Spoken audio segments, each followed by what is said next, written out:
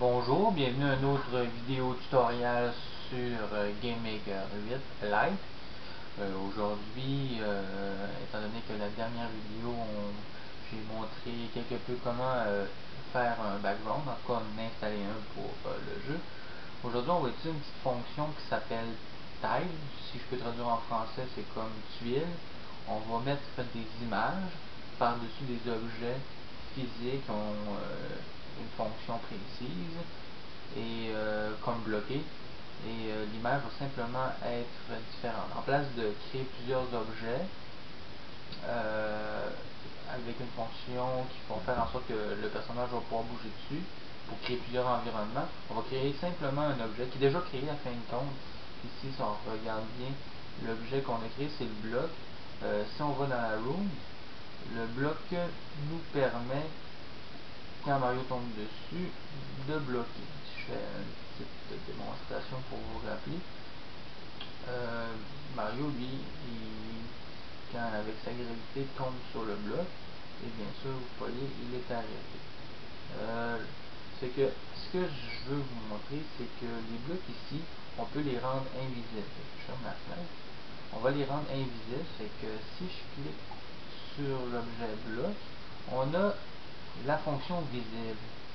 Visible permet que si je déclic, si je enlève le crochet, ça veut dire que là, il sera plus visible. Il est visible quand même dans l'espace de la room quand on crée, sauf que quand on fait fonctionner, je vais faire un test, quand on fait fonctionner le jeu, le bloc va disparaître. Ce qui est pratique pour certains éléments. Vous voyez, les blocs ne sont plus là, mais ils marchent pareil. La fonction, c'est qu'à fin de compte, on peut rajouter des images par-dessus en évitant de voir justement l'élément. Exemple. Bon. Ce qui est important de faire quand on veut utiliser la fonction tile, c'est d'aller télécharger un arrière-plan, un background. Exemple ici, je veux créer un nouveau background. Je vais aller le loader. Dans les images que j'ai déjà, je fais ouvrir, j'en ai déjà un de sélectionné. Ce que vous voyez ici, c'est plusieurs petits modules, des tile sets qui appellent.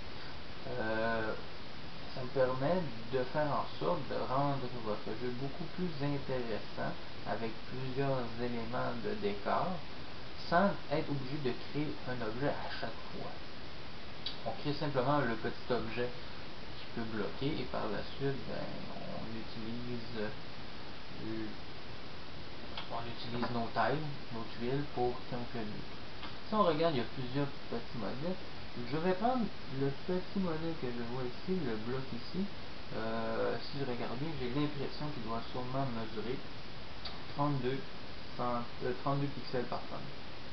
J'ai simplement à cliquer sur utilisation de tuiles. Pour regarder attentivement, on voit que le carré n'est pas tout à fait. Bon, c'est du 16 par 16. Je pourrais mettre 32 par 32. Étant donné que le morceau que je recherche est sur 32 par 32, et il va me rester à bouger la grille de manière horizontale sûrement vers une direction donnée. Il faut faire des tests, hein, on n'a pas le choix, sûrement qu'on va faire. Je vais mettre 20, je vais faire un test. Ah, je pense chanceux, bien ça arrive exactement. J'ai l'impression que je pourrais mettre 33 à la limite, je sais pas pourquoi. Non, 33, on va toucher plus à ça, 32, ça va être correct. Et je vais simplement faire OK. Sauf que là, je vais avoir toute la grille. Je fais OK. Et regardez bien. Non, ça ne va pas être ça.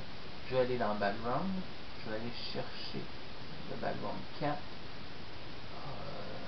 j'ai fait une petite erreur. C'est n'importe quoi. Il faut toujours être dans l'onglet des objets. C'est que si j'ai un objet, je vais enlever ici, puis je suis pas dans le bon onglet, je vais avoir de la difficulté à l'enlever. Je retourne un petit peu dans les backgrounds, excusez, c'est dans les types, et je vais chercher bien sûr mon background, et vous voyez, si je tourne un petit peu plus la fenêtre, j'ai l'impression que je peux pas, j'ai ici mon bloc, si je clique dessus, il est sélectionné. Je ne peux pas sélectionner chaque objet, mais c'est toujours dans une grille de regardez, le 32, c'est que là, certains éléments ont un certain décalage. Vous voyez?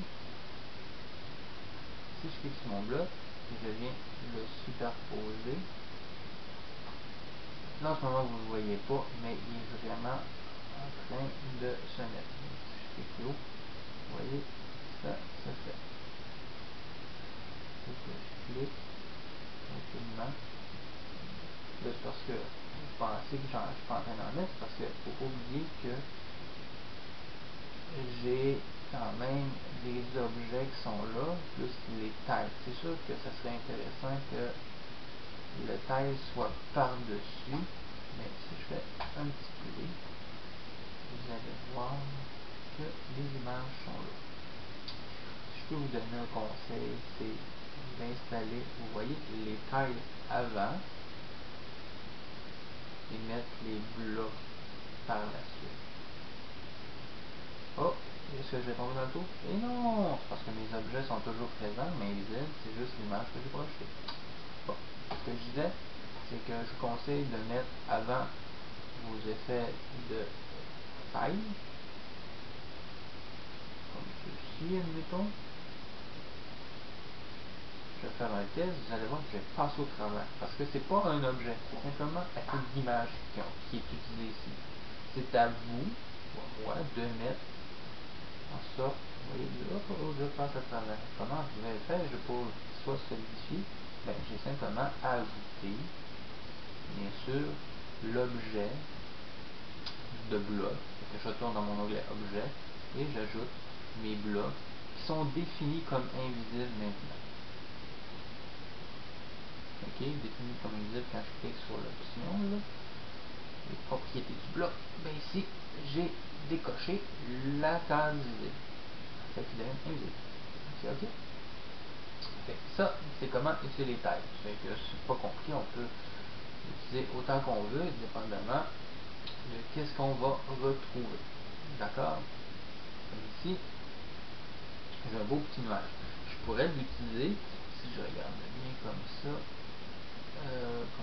je pourrais en prendre plus que aussi. En même temps, et mettre le nuage. Là, le problème, c'est que j'ai quand même un arrière-plan. Ça, je sais qu'on peut le modifier. Il faudrait juste que je me rappelle, et ce serait plus intéressant de ma part de vous le montrer.